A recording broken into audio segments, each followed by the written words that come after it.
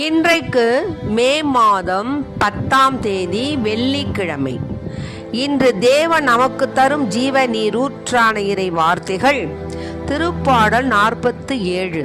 இறை வார்த்தைகள் 1-6 முடிய. நாம் அனைவரும் பாட வேண்டிய பதிலுரை பாடல். கடவுளே, அனைத்து உலகின் வேந்தர் நீரே. கடவுளே, அனைத்து உலகின் வேந்தர் நீரே. மக்கள் இனங்களே, களிப்புடன் கை கொட்டுங்கள். ஆர்ப்பரித்து கடவுளை புகழ்ந்து பாடுங்கள். மக்கள் இனங்களே, களிப்புடன் கை கொட்டுங்கள். ஆர்ப்பரித்து கடவுளை புகழ்ந்து பாடுங்கள். கடவுளே, அனைத்து உலகின் வேந்தர் நீரே. ஏனெனில் உன்னதராகிய ஆண்டவர் அஞ்சுதற்கு உரியவர். உலகனைத்தையும் ஆளும் மாவேந்தர் அவரே. வேற்று மக்களை நமக்கு அடிபணிய செய்தவர். அந்நிய நாடுகளை நம் தாழ்பணிய வைத்தார். கடவுளே, அனைத்து உலகின் வேந்தர் நீரே. நம் உரிமை சொத்தை அவர் நமக்கு தேர்ந்து அளித்தார். அது அவர் அன்பு கூறும் யாக்கோப்பின் பெருமையாகும். கடவுளே, அனைத்து உலகின் வேந்தர் நீரே. ஆரவார ஒளியிடையே பவனி செல்கின்றார் கடவுள். எக்காலம் முழங்கிடவே உயரே ஏறுகின்றார் ஆண்டவர். பாடுங்கள், கடவுளுக்கு புகழ் பாடுங்கள். கடவுளே, அனைத்து உலகின் வேந்தர் நீரே. பாடுங்கள், கடவுளுக்கு புகழ் பாடுங்கள். பாடுங்கள், நம் அரசருக்கு புகழ் பாடுங்கள். ஏனெனில் கடவுளே அனைத்து உலகின் வேந்தர். அருட்பா தொடுத்து புகழ் பாடுங்கள். கடவுளே, அனைத்து உலகின் வேந்தர் நீரே. கடவுளே, அனைத்து உலகின் வேந்தர் நீரே. இன்றைக்கு நம் தேவன் தரும் ஜீவ நீரூற்றான இறை வார்த்தைகளை கேட்டோம். என்னன்னா, ஆண்டவரே உலகின் அரசர், கடவுளே அனைத்து உலகின் வேந்தர். ஆமேன். மக்களினங்களே, களிப்புடன் கை கொட்டுங்கள். ஆமேன். ஏனெனில் ஆர்ப்பரித்து கடவுளை புகழ்ந்து பாடுங்கள். ஆமேன். அதுபோல உலகனைத்தையும் ஆளும் மாவேந்தர் அவர்தான். வேற்று மக்களை தமக்கு அடிபணிய செய்தவர். அந்நிய நாடுகளை தம் தாழ் பணிய வைத்தார். இதே போலதான் ஆண்டவருடைய அந்த ஆசீர்வாதமான செயல்பாடுகள் நமக்கு அதிகமாக கொடுக்கப்பட்டிருக்குது. இந்த திருத்தூதர் பணிகள் அதில் நம்ம பார்க்கும் பொழுது என்னன்னு பார்த்தீங்கன்னா,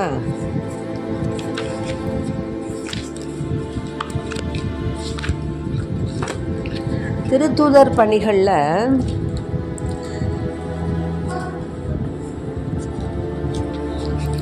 பவுல்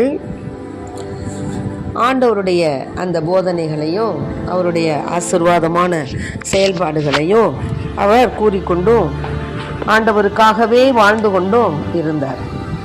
அப்படி இருக்கும் பொழுது என்னன்னு கேட்டிங்கன்னா, அந்த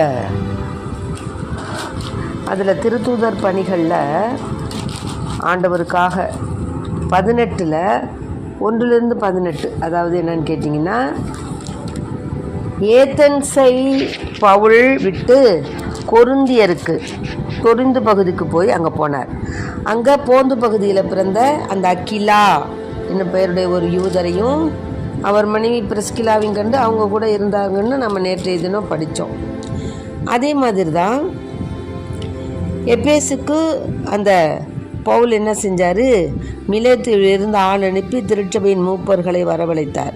அவர்கள் வந்தது அவர்களிடம் அவர் சொன்னது, நான் ஆசியாவுக்கு வந்து சேர்ந்த நாள் முதல் இந்நாள் வரை எவ்வாறு உங்களிடம் நடந்து கொண்டேன் என்பதை நீங்கள் அறிவீர்கள்.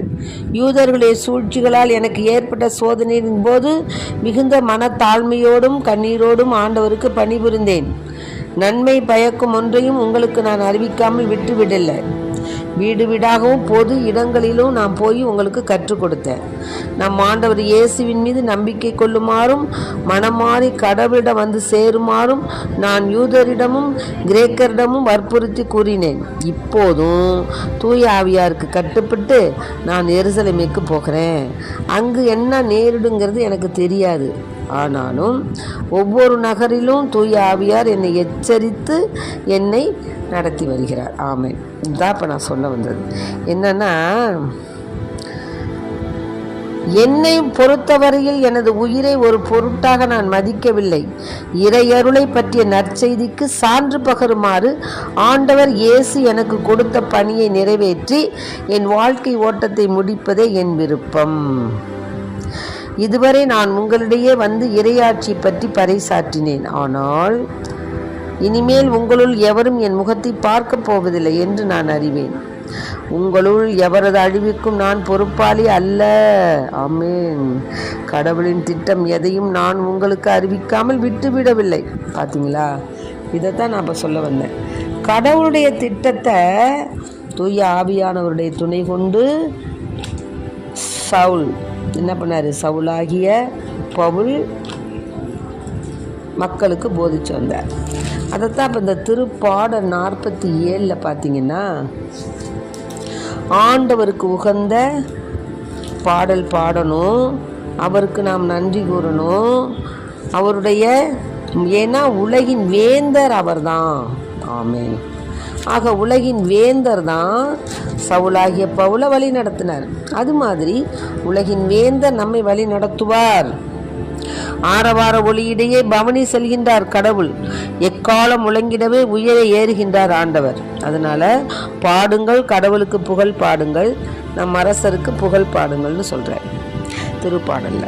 அதனால ஏன்னா கடவுள் தான் உலகின் வேந்தர், அவரை நம்ம போற்றி பாடணும் அப்படின்னு இந்த உலகின் அரசர் அப்படிங்கிற அந்த தலைப்புக்குள்ள இருக்கக்கூடிய வார்த்தைகள் புகழ் பாக்களை தான் நான் இப்போ உங்களுக்கு சொல்லிகிட்டு இருக்கிறேன்.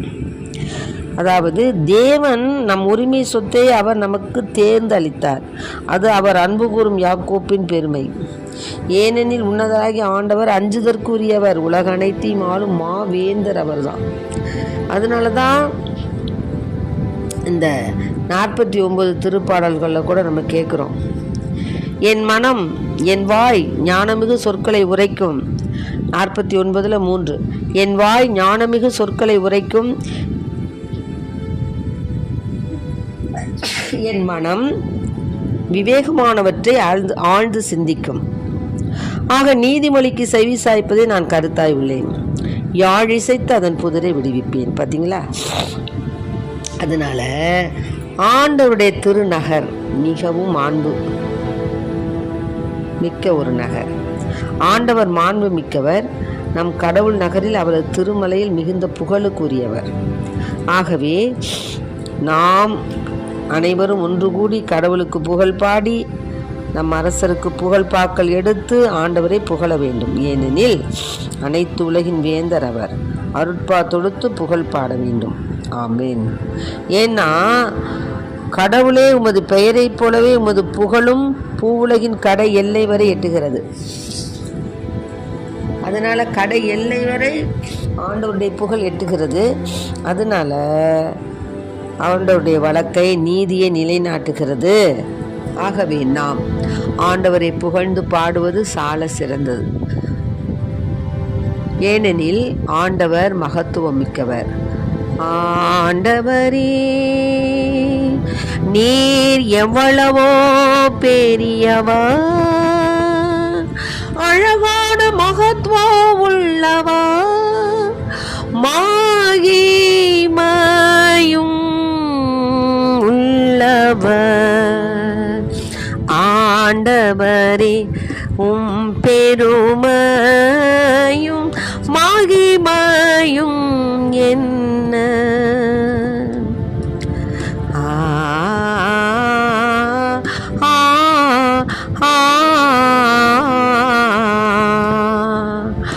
ஆண்டவரே பெருமையும் மகிமையும் என்னே.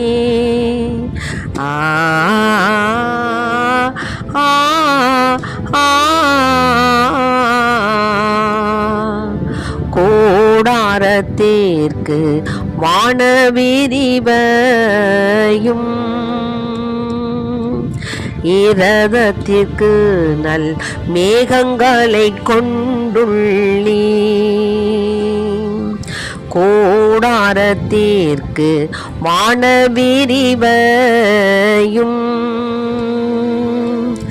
இரதத்திற்கு நல் மேகங்களை கொண்டுள்ளீ. நீதான் புவியின் முகத்தை உருவாக்கி நீதான் புவியின் முகத்தை உருவாக்கி ஆழ்கடலை அதன் இடத்தில் தான் வைத்தீரே. ஆழ்கடலை அதன் இடத்தில் தான் வைத்தீரே.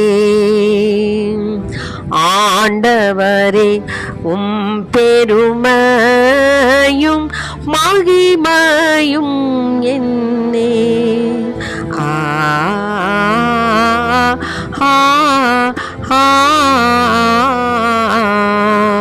ஆமென். ஆக ஆண்டவருடைய பெருமையும் மகத்துவமும் என்னே.